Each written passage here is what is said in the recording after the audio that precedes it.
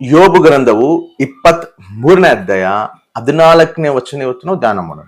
ನನ್ನ ವಿಷಯದಲ್ಲಿ ನೇಮಕವಾದುದನ್ನು ಪೂರೈಸುವನಷ್ಟೇ, ಆತನಲ್ಲಿ ಇಂಥ ಸಂಕಲ್ಪಗಳು ಅನೇಕವಾಗಿವೆ.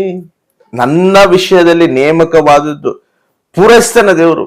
ಆತ ಏನು ನನ್ನ ಮೇಲೆ ಚಿತ್ತ ಇಟ್ಟನೋ, ನನ್ನ ಮೇಲೆ ಏನು ಉದ್ದೇಶ ಇಟ್ಟನೋ, ಏನು ಒಂದು ಪ್ರಣಾಳಿಕವು ನಮ್ಮ ಮೇಲೆ ದೇವರು ಏರ್ಪಡಿಸಿದನೋ ಅದು ಖಚಿತವಾಗಿ ನೆರವೇರಿಸ್ತಾನ. ಸಮರ್ಥನಾತನು, ರೋಷವಂತನು ದೇವರು. ದೇವ್ರು ನನಗೆ ಇದು ವಾಗ್ದಾನ ಮಾಡನಲ್ಲ, ಈ ವಾಗ್ದಾನ ನನ್ನ ಜೀವನದಲ್ಲಿ ನೆರವೇರುವುದಲ್ಲ.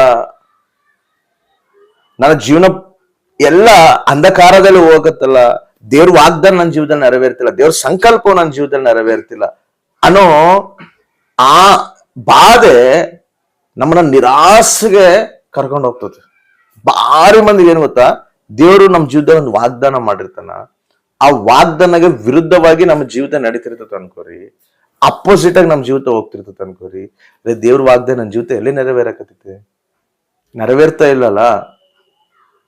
ಆದ್ರೆ ದೇವ್ರು ಇಲ್ಲಿ ಏನಂತ ಹೇಳ್ತಾನ, ನನ್ನ ಸಂಕಲ್ಪವು ನಾನು ನೆರವೇರಿಸ್ತೀನಿ, ನನ್ನ ವಾಗ್ದಾನವು ನಾನು ನೆರವೇರಿಸ್ತೀನಿ. ದೇವರು ಸರ್ವಶಕ್ತಿವಂತನು, ಆತಗೆ ಅಸಾಧ್ಯವಾದದ್ದು ಯಾವುದೂ ಇಲ್ಲ. ಮತ್ತೆ ದೇವ್ರ ಮೇಲೆ ನಾವು ವಿಶ್ವಾಸ ಇಡದೆ ಈ ವಾಗ್ದಾನಗೆ, ವಾಕ್ಯಗೆ ನಮ್ಮ ಜೀವಿತ ವಿರುದ್ಧವಾಗಿ ಹೋಗ್ತಿರುವಾಗ ನಾವು ನಿರಾಸೆಗೆ ಹೋಗಬಾರ್ದು. ನೋಡ್ರಿ, ಯೋಸೇಫ್ಗ ದೇವ್ರು ವಾಗ್ದಾನ ಮಾಡ್ತಾನ, ನಾನ್ ನಿನ್ನ ಅಣ್ಣೋರು ನಿಮ್ಮಪ್ಪ ಸಮಸ್ತದ ಮೇಲೆ ನಿನ್ನ ಅಧಿಕಾರಿಯಾಗಿ ನಾನು ಇಡ್ತೀನಿ ಅಂತ ಹೇಳಿ ಯೋಸೆಫ್ಗೆ ದರ್ಶನ ತೋರಿಸಿರ್ತಾನ, ದೇವ್ರು ವಾಗ್ದಾನ ಮಾಡಿರ್ತಾನ. ಇವ್ ಅಣ್ಣೋರೆಲ್ಲರೂ ಯೋಸೆಫ್ಗೆ ವಿರುದ್ಧವಾಗಿ ತಿರುಗ್ತಾರ, ಯೋಸೆಫ್ನ ಸಾಯಿಸ್ಬೇಕ ಅನ್ಕಂತಾರ, ಯೋಸೆಫ್ನ ತಗೊಂಡೋಗಿ ಐಗುಪ್ತ ದೇಶಕ್ಕೆ ಮಾರ್ತಾರ. ಅರೆ, ದೇವ್ರು ಯೋಸೆಫ್ ಮಾಡಿರೋ ವಾಗ್ದಾನ ಏನು? ಯೋಸೆಫ್ ಜೀವಿತ ನೆರವೇರ್ತಿರೋದೇನು? ಅಸಲು ಏನ್ ನಡೆಕೈತಿ ಯೋಸೆಫ್ ಜೀವಿತ? ಅಸಲು ಏನಾದ್ರು ಸಂಬಂಧ ಐತಾ? ದೇವ್ರು ತೋರಿಸಿರೋಂತ ವಾಗ್ದಾನಕ್ಕ ಯೋಸೆಫ್ ಜೀವಿತದಲ್ಲಿ ಏನಾದ್ರೂ ಸಂಬಂಧ ಐತಾ? ಅಪೋಸಿಟ್ ಆಗಿ ಹೋಗತ್ತೆ ಯೋಸೆಫ್ ಜೀವಿತ. ಅಲ್ಲಿ ನೋಡಿದ್ರೆ ಫೋತಿಫೋರ್ ಅಂತಿ ತನ್ನ ಮೇಲೆ ನಿಂದೆ ಓರಿಸಿ ತಗೊಂಡೋಗಿ ಜೈಲಿಗೆ ಹಾಕ್ತಾಳ, ಜೈಲಾಗಿರ್ತಾನ, 2 ವರ್ಷ ಜೈಲಾಗಿರ್ತಾನ. ಅಸಲು ಏನ್ ನಡೆಕೈತಿ ನನ್ನ ಜೀವಿತದಲ್ಲಿ? ನಿರಾಸೆ ಬಿದ್ದಿಲ್ಲಲ್ಲ. ಯೋಸೆಫ್ಗೊಂದು ನಂಬಿಕೆ, ನನ್ನ ದೇವ್ರ ನಂಬಿಗಸ್ತನು, ಖಚಿತವಾಗಿ ನನಗೇನು ವಾಗ್ದಾನ ಮಾಡೋನು ಅದು ನನ್ನ ಜೀವನದಲ್ಲಿ ನೆರವೇರಿಸ್ತಾನ. ಆಲಸ್ಯ ಆದ್ರೂ ಕೂಡ ಅದ್ಭುತ ಕಾರ್ಯ ನನ್ನ ಜೀವನದಲ್ಲಿ ನಾನು ನೋಡ್ತೀನಿ ಮಾಡುವಂತ ಶಕ್ತಿವಂತನಾದ ದೇವರು ನನ್ನ ದೇವರು ಅನ್ನೋ ವಿಶ್ವಾಸಲಿದ್ದ ಯೋಸೆಫು ನಡೀತಿದ್ರೆ, ಯೋಸೆಫ್ನ ತಗೊಂಡೋಗಿ ಐಗುಪ್ತ ಸಿಂಹಾಸನ ಮೇಲೆ ದೇವರು ಕುಂದರ್ಸ್ತಾನೆ. ಆಮೇನ್. ನೋಡ್ರಿ, ನೆರವೇರ್ತಾ? ದೇವ್ರು ವಾಗ್ದಾನ ಮಾಡಿದ್ದು ಆಲಸ್ಯ ಆದ್ರೂ ಕೂಡ ತನ್ನ ಜೀವಿತವು ಹೆಂಗೋಗುತ್ತೋ ತನಗೆ ಅರ್ಥ ಆಗಿದ್ದ ಪರಿಸ್ಥಿತಿಯಲ್ಲಿ ಹೋಗ್ತಿದ್ರು ಕೂಡ ದೇವ್ರ ಮೇಲೆ ವಿಶ್ವಾಸ ಇಟ್ಟು ನಡೆದಿರುವಂತ ಯೋಸೆಫ್ಗೆ ಉನ್ನತ ಸ್ಥಾನದಲ್ಲಿ ದೇವ್ರು ಏನ್ ವಾಗ್ದಾನ ಮಾಡೋಣ, ವಾಗ್ದಾನ ದೇವರು ಯೋಸೆಫ್ ಜೀವಿತ ನೆರವೇರಿಸ್ತಾನಲ್ಲ, ಮತ್ತೆ ನಿನ್ನ ಜೀವಿತದಲ್ಲೂ ನೆರವೇರಿಸ್ತಾನಲ್ಲ. ಆಲಸ್ಯ ಆದ್ರೂ ಅದ್ಭುತ ಕಾರ್ಯ ನಿನ್ ಜೀವಿತದಲ್ಲಿ ದೇವ್ರು ಮಾಡ್ತಾನಲ್ಲ, ಮತ್ತೆ ಯಾಕೆ ನಿರಾಶದಲ್ಲಿ ಹೋಗ್ತಿದಿ?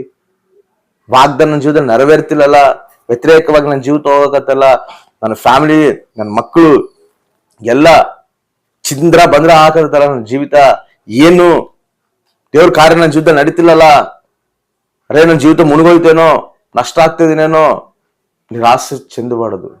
ಏನಾದ್ರೂ ಮಾಡುವಂತ ಶಕ್ತಿವಂತನಾದ ದೇವರು ನಿನ್ನ ಚರಿತ್ರನ ಮತ್ತೆ ತಿರುಸ್ತಾನ. ನಿನಗೆ ಕೊಟ್ಟಿರೋ ವಾಗ್ದಾನ ಖಚಿತವಾಗಿ ದೇವ್ರು ನೆರವೇರಿಸ್ತಾನೆ. ನಂಬಿಗಸ್ತನಾತ, ನಂಬಿಕೆ ಮಾತ್ರ ಇಡು ಮಾರ್ತಾ, ನೀನು ದೇವರ ಮಹಿಮನ ನೋಡ್ತೀಯ ಅಂತ ಹೇಳ್ತಾನ. ಆಮೇನ್, ಹಲ್ಲೆಲೂಯಾ. ಯೇಸು ಸ್ವಾಮಿ ಮೇಲೆ ಕೂಡ ಒಂದು ಪ್ರಣಾಳಿಕೆ ಐತಿ. ಯೇಸು ಸ್ವಾಮಿ ಹುಟ್ಟಿರೋದೇ ಸಕಲ ಪಾಪ ಪರಿಹಾರಕ್ಕಾಗಿ ತನ್ನ ರಕ್ತವನ್ನು ಚಿಂದಿಸಕ. ಆದ್ರೆ ಯೇಸು ಸ್ವಾಮಿನ ತನ್ನ ಸ್ವಂತ ಜನರೇ ಯೇಸು ಸ್ವಾಮಿನ ತಿರಸ್ಕರಿಸ್ತಾರೆ. ತನ್ನ ಶಿಷ್ಯರೇ ಯೇಸು ಸ್ವಾಮಿ ಜೊತೆಗಿದ್ದು ಯೇಸು ಸ್ವಾಮಿ ತಲೆ ನಡೆದು, ದೇವಾನಿನ ಸಲ ನಾವು ಪ್ರಾಣ ಕೊಡ್ತೀವಿ, ಯಾರು ಬಿಟ್ಟೋದ್ರು ಕೂಡ ನಾನು ಬಿಟ್ಟೋಗೋದಿಲ್ಲ, ಏನೇನೋ ಹೇಳ್ತಾರ. ಆದ್ರೆ ಒಂದ್ ಟೈಮ್ ಬಂದಾಗ ಯೇಸು ಸ್ವಾಮಿನ ಬಿಟ್ಟು ಎಲ್ಲರೂ ಓಡೋಗ್ತಾರೆ, ಒಬ್ಬಂಟಿ ಆಗ್ತಾನ. ಸ್ವಂತ ಜನರೇ ಯೇಸು ಸ್ವಾಮಿನ ಸಿಲುವೆಗೆ ಎಕ್ಕಿಸ್ತಾರ, ಮರಣಕ್ಕೆ ಒಪ್ಪಿಸ್ತಾರ. ಎಲ್ಲ ಹೆಂಗ್ ನಡಕತೈತೆ. ಆದ್ರೆ ದೇವ್ರ ಸಂಕಲ್ಪ ಏನು ಯಾರಿಗ್ ಗೊತ್ತಿಲ್ಲ. ಯೇಸು ಸ್ವಾಮಿ ಸಕಲ ಮಾನವರ ಪಾಪ ಪರಿಹಾರಕ್ಕಾಗಿ ತನ್ನ ರಕ್ತವನ್ನು ಚಿಂದಿಸಕ್ ಬಂದಿರುವಂತ ದೈವ ಮಾನವ ಅಂತ ಯಾರಿಗೂ ಗೊತ್ತಿಲ್ಲ. ಆ ಪ್ರಾಣವನ್ನು ಕೊಟ್ಟು ಪ್ರತಿ ಪಾಪಿಗಳ ಸಲುವಾಗ, ನಮ್ಮೆಲ್ಲರ ಪಾಪಗಳ ಸಲುವಾಗಿ ತನ್ನ ರಕ್ತವನ್ನು ಚಿಂದಿಸಿ ಮತ್ತೆ ಪುನರುತ್ಥಾನಾಗಿ ದೇವರ ಎದ್ದೇಳಿದಾಗ ಎಲ್ಲರಿಗೂ ಆ ಸತ್ಯ ಗೊತ್ತಾಯ್ತು. ಓಹೋ, ಯೇಸು ಸ್ವಾಮಿ ಬಂದಿರದೇ ನಮ್ಮ ಪಾಪ ಪರಿಹಾರಕ್ಕಾಗಿ ಅಂತ. ತನ್ನ ಸಂಕಲ್ಪ ನೆರವೇರಿಸದೇ ಇಲ್ಲ. ಎಲ್ಲ ವ್ಯತಿರೇಕವಾಗಿ ಬಂದರೂ ಕೂಡ ತನ್ನ ಸಂಕಲ್ಪ ಏನಾಯ್ತು ಅದು ನೆರವೇರಿಸ್ತಾನ ದೇವ್ರು. ಆಮೇನ್, ಹಲ್ಲೆಲೂಯಾ. ಮೋಶೆ ಕೂಡ ಅಷ್ಟೇ. ಮೋಶೆಯನ್ನ ದೇವ್ರು ಏರ್ಪಾಟ್ ಮಾಡ್ಕೊಂಡಿರೋದೇ ಐಗುಪ್ತ ದೇಶದಲ್ಲಿರುವಂತ ಇಸ್ರಾಯೇಲ್ ಪ್ರಜೆಗಳನ್ನ ಬಿಡಿಸಕ. ಆದ್ರೆ ಮೋಶೆ ಜೀವಿತ ಎಲ್ಲರಿಗೂ ಪ್ರಯಾಣ ಆಗ್ತದೆ. 40 ವರ್ಷ ಐಗುಪ್ತ ದೇಶದಲ್ಲಿ ಇರ್ತಾನ, ಅದಾದ್ಮೇಲೆ 40 ದೇಶ ಮಿದ್ಯಾನಿಗೆ ಹೋಗ್ತಾನ, ಅಲ್ಲಿ ಅವ್ರ ಮಾಮದಲ್ಲಿ ಇರ್ತಾನ, ಅರಣ್ಯದಲ್ಲಿ ಇರ್ತಾನ, ಕುರಿಗಳು ಕಾಯಕ 40 ವರ್ಷ ಇರ್ತಾನ. ಅಸಲು ದೇವ್ರ ಸಂಕಲ್ಪ ಏನು, ನನ್ನ ಮೇಲೆ ಇರೋ ಉದ್ದೇಶ ಏನು, ನಾನ್ ನೋಡಿದ್ರೆ ಅಡವಿಗಳ್ತಲ್ಲಿ, ಈ ಕುರಿಗಳ್ತಲ್ಲಿ ವರ್ಷ ಎಲ್ಲ ಇಲ್ಲೇ ಹೋಯ್ತಲ್ಲ, ನನ್ನ ಜೀವಿತಲ್ಲೇ ಇಲ್ಲೇ ಕಳೆದೋಯ್ತಲ್ಲ ಅಂತ ಹೇಳಿ ಮೋಶೆ ಬಾಧೆ ಬಿದ್ದಿರ್ತಾನಲ್ಲ. ಅಸಲು ಮೋಶೆ ಜೀವಿತ ನೋಡ್ರಿ, ದೇವರು 80 ವಯಸ್ಸಿನಲ್ಲಿ ಕೂಡ ಮೋಶೆ ಜೀವಿತನ ಮತ್ತೆ ತನ್ನ ಒಂದು ಪ್ರಣಾಳಿಕ ಏನ್ ಮೋಶೆ ಪಟ್ಲ ಇಟ್ಟನೋ ಅದ್ರ ಮತ್ತೆ ನೆರವೇರ್ಸಕ 80 ವರ್ಷದಲ್ಲಿ ಬಂದು ಮೋಶೆಯನ್ನು ದರ್ಶಿಸ್ತಾನೆ. ಬಾ, ನಿನ್ ಮೇಲೆ ನನಗೆ ಉದ್ದೇಶ ಐತಲ್ಲ, ಅದನ್ನ ನೆರವೇರಿಸ್ಬೇಕು. ಬಾ, ನೀನು ಐಗುಪ್ತ ದೇಶದಲ್ಲಿರುವಂತಹ ಪ್ರಜೆಗಳನ್ನ, ಇಸ್ರಾಯೇಲ್ ಪ್ರಜೆಗಳನ್ನ ಬಿಡಿಸ್ಬೇಕು ಬಾ ಅಂತೇಳಿ ಮೋಶೆನ ಕರ್ಕೊಂಡೋಗಿ ಇಸ್ರಾಯೇಲ್ ಪ್ರಜೆಗಳನ್ನ ಆ ಐಗುಪ್ತ ದೇಶದಲ್ಲಿ ದೇವರು ಬಿಡಿಸ್ತಾನೆ. ಸಂಕಲ್ಪ ನೆರವೇರಿಸದೇ ಇಲ್ಲ. ಆಲಸ್ಯ ಆದ್ರೂ ಅದ್ಭುತ ಕಾರ್ಯ ಕೊಟ್ಟಿರೋ ಮಾತನ್ನು ದೇವ್ರು ನೆರವೇರಿಸದೇ ಇಲ್ಲ. ನೆರವೇರಿಸ್ತಾನ, ನಿನ್ನ ಜೀವಿತದಲ್ಲೂ ನೆರವೇರಿಸ್ತಾನ. ಬಾಧೆ ಪಡಬಾರ್ದು. ಏನ್ ನನ್ನ ಜೀವಿತ ಹೆಂಗೆ ಹೋಗುತ್ತೆ, ಏನ್ ನನ್ನ ಜೀವಿತ ಅರ್ಥ ಆಗೋದು, ಅರ್ಥ ನಿನಗೆ ಆಗೋದಿಲ್ಲ. ಆತ ಸಂಕಲ್ಪ ಏನ್ ನೆರವೇರಿಸ್ಬೇಕು ಅದು ಖಚಿತವಾಗಿ ನಿನ್ನ ಜೀವಿತದಲ್ಲಿ ನೆರವೇರಿಸ್ತಾನ. ಆಮೇನ್, ಹಲ್ಲೆಲೂಯಾ. ವಿಶ್ವಾಸ ಇಟ್ಟು ನಾವು ನಡಿಬೇಕು. ವಿಶ್ವಾಸದಿದ್ದೇ ನಾವು ಹೆಜ್ಜೆ ಹಾಕಬೇಕು. ಆಶ್ಚರ್ಯ ಕಾರ್ಯಗಳು ನಿನ್ನ ಜೀವಿತದಲ್ಲಿ ನೋಡ್ತಿ, ಉನ್ನತವಾದ ಕಾರ್ಯಗಳು ನಿನ್ನ ಜೀವಿತದಲ್ಲಿ ನೋಡ್ತಿ, ನೂತನ ಕಾರ್ಯಗಳು ನಿನ್ನ ಜೀವಿತದಲ್ಲಿ ನೋಡ್ತಿ.